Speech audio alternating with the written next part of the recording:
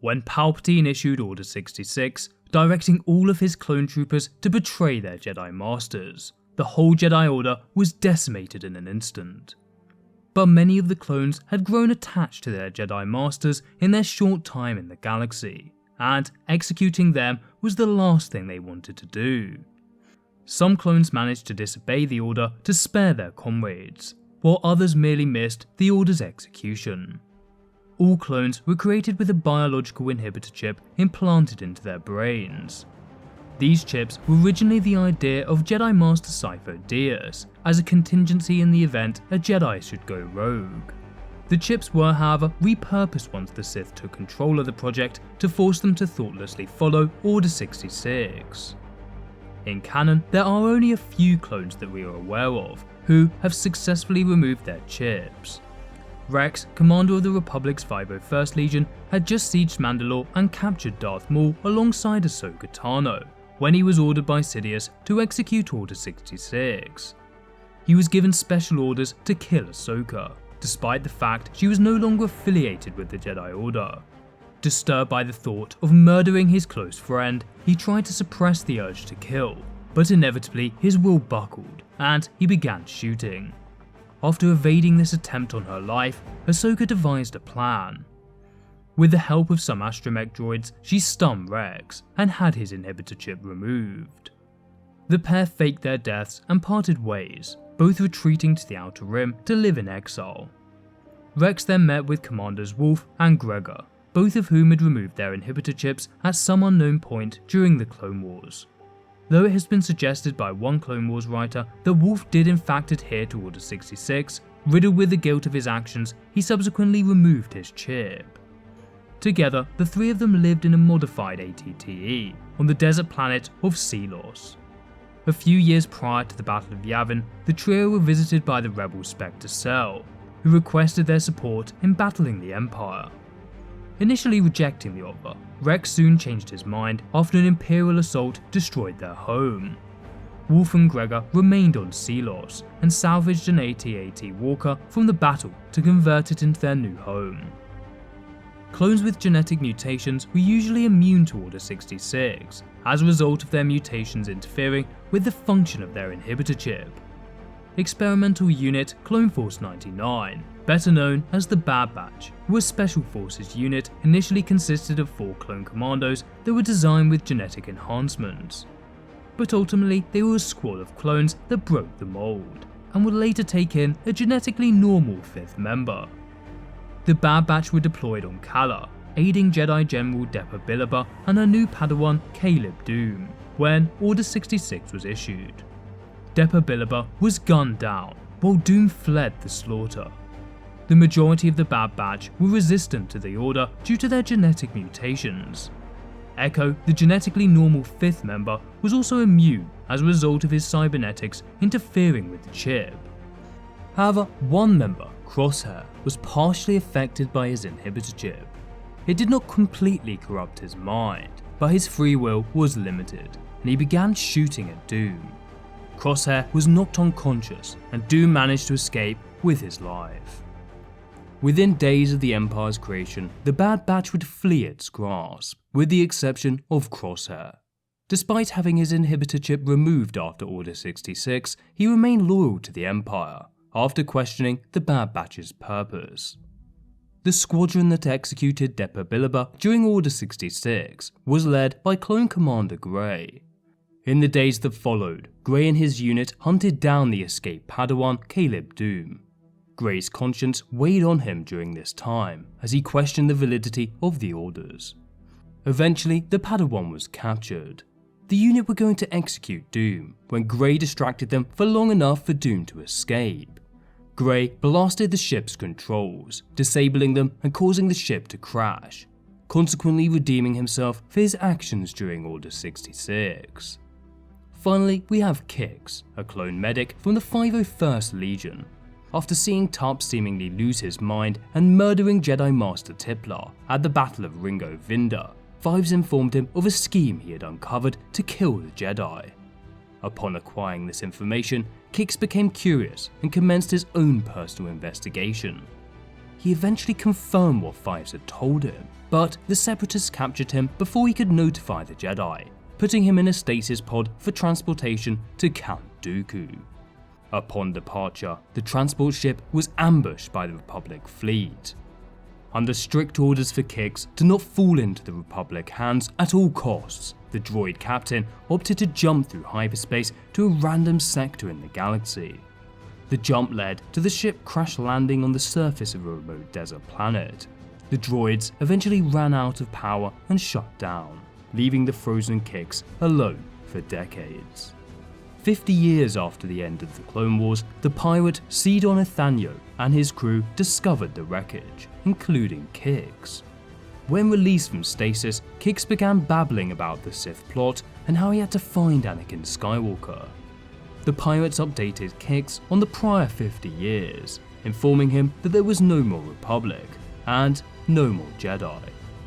Troubled by his failure to inform anyone of the plot in time, Kix quickly realized there was nothing to be done now. He then joined the pirate crew to scour the galaxy for treasures with them. At this point in time, he was the galaxy's sole remaining Fett clone, or as far as we know. In Legends, Order 66 is just one of 150 known contingency orders for the Grand Army of the Republic. The first Legends clone we will explore, the Disobeyed Order 66, was BL-1707, also known as Abel. A year into the Clone Wars, Abel was shot down in battle and consequently stranded on the forest planet of Lubang Minor. All his allies were killed in battle as he helplessly watched from below. With his squad gone and no one to rescue him, Abel was forced to survive on the uninhabited planet for 20 years. It was 7 months after the Battle of Yavin that he witnessed a battle between the rebels and the Empire from his camp. Rationalizing that the stormtroopers were clones in updated armor, he approached the Imperial officer in charge while wearing his Phase 1 clone trooper armor. The officer was understandably baffled and ordered his men to open fire on what he believed must be some kind of rebel trick. Abel fled into the jungle where he encountered Luke Skywalker and Commander Ahul Nara. With confusion from both parties, each demanded the other identify themselves. Nara, a Clone Wars veteran, noted Abel's armor and realized that he had been stuck here since the days of the Republic.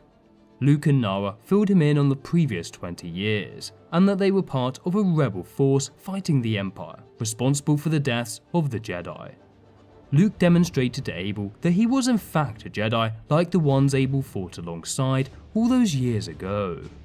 This inspired Abel to join them in fleeing the planet from the Empire. Upon making their escape, Abel made the decision to join the rebels, with a position in the Alliance Intelligence Unit. Another clone that missed Order 66 was HOB-147, a clone pilot in the Light Brigade Division. Sustaining heavy fire during a battle in space, he was knocked unconscious and set adrift in space for weeks, thereby missing Order 66. He was finally picked up by the salvager Herd Coil and treated for his injuries. It was common after the Clone Wars to find separatist battle droids that had been repurposed for security, labour and companionship. Herd Coil was a junk salvager that utilised reprogrammed battle droids to assist his operations. When HOB-147 awoke in the medical bay of the salvager, surrounded by separatist battle droids, he naturally assumed he was held captive by separatist forces. The clone began smashing the droids. Coil eventually entered and incapacitated him with an electrodart to halt the destruction of his new droids. HOB-147 was taken to a cell and shackled to protect Coil and his remaining droids when the clone next awoke. Once conscious, Coil informed the pilot of Order 66 and how the Jedi were now his enemy. HOB-147 was skeptical of the old man's information.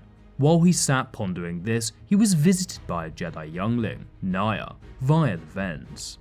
Naya mocked the clone before he grabbed her, at which point Coil re-entered to shock him again and drag Naya out of the room. Believing himself to be caught up in a separatist plot to kidnap Jedi, the clone broke the chain and began his rescue of the younglings.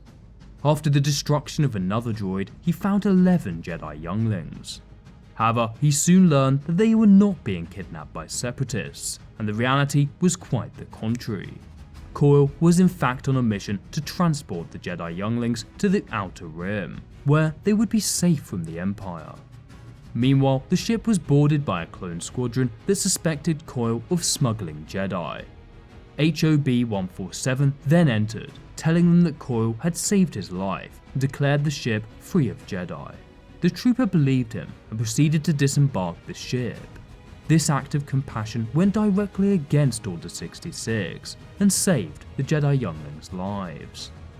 The following clones were Commandos, an elite class that received special training from Mandalorian sergeants.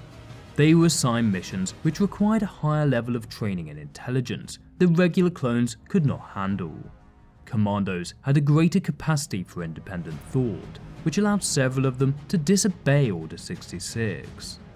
First, we have Iron Team, a unit of commandos attached to the 22nd Air Combat Wing. They were fighting in the Battle of Murkana, alongside Jedi General Roan Shrine, Master Bolch Attack and Padawan Oli Starstone when they received Order 66. They believed it to be a false enemy signal and refused to execute the Jedi. They protected the Jedi from ambush by another clone unit, allowing them to flee to safety. For this treachery, Darth Vader would later kill 2 members of the unit, with the other 2 narrowly escaping his wrath. Vader would eventually hunt one of them down and decapitate him. The remaining commandos were apprehended by loyal clones and subsequently imprisoned on Agon 9. Next, we have Amiga Squadron. This unit was formed when the members of their respective squads died during the Battle of Geonosis. Amiga Squad refused to obey when Sidious enacted Order 66 because a member of the squad, Darman, had a relationship with Jedi Knight Etain Termakan. Instead, Amiga decided to desert the war along with some of the other clone commandos that we shall discuss soon and Cal Skirata, their Mandalorian field trainer. However, their meticulous plan to escape Coruscant was threatened when Termakan sustained fatal injuries in a firefight, in which their leader Nina was also badly wounded. Darman stayed with Nina while the others escaped to Mandalore with Skirata. Nina and Darman were stranded on Coruscant, and with no way to reunite with their brothers were forced to remain commandos and serve the Empire. They were merged with survivors of the Galar Squadron, and their mission was to capture Jedi and their allies. The Yayak Squad was also a clone commanding unit that was deployed on Coruscant when Order 66 was executed. Like Amiga Squad, they deserted the Empire and escaped to Mandalore, albeit slightly later. They were more successful in their evacuation, with all members making it. They also took with them the body of Etain Termakan, the fallen Jedi partner of Darman of the Amiga Squad. The Yayak Squad settled down on Mandalore, starting new lives as carpenters and farmers.